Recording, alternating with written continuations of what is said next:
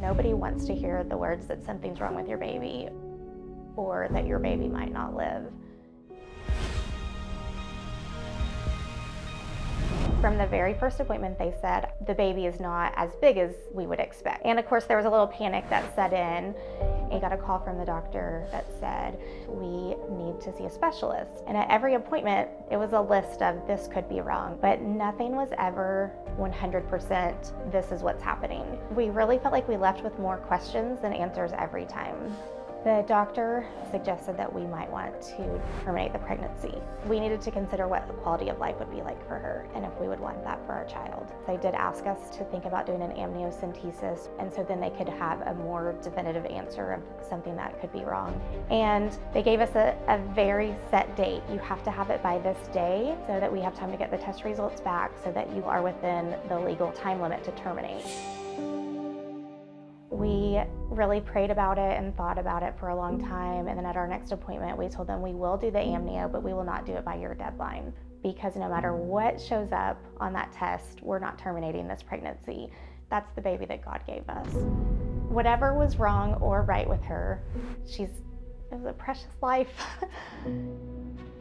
Caroline's due date was May 10th.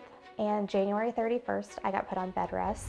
I was on bed rest for 3 weeks at home and then admitted to the hospital. They were certain she wouldn't live if they didn't deliver her. The NICU team came in and they had a blue folder. I remember it was a blue folder in their hand, and they said, we need to tell you what might happen today.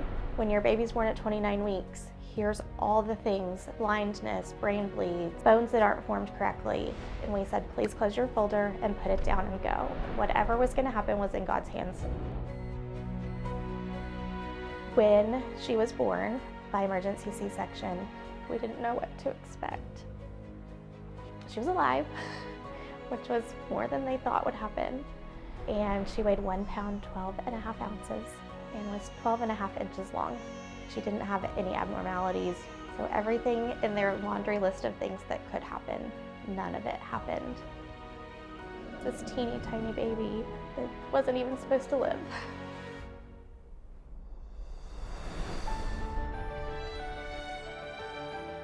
We call her our party in a person. She's so fun everywhere she goes.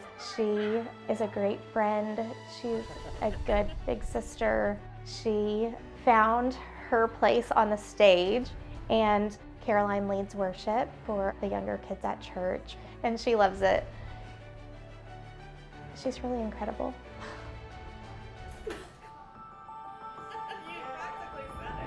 So she knows that she wouldn't be here if we had listened and taken the suggestion of the doctors.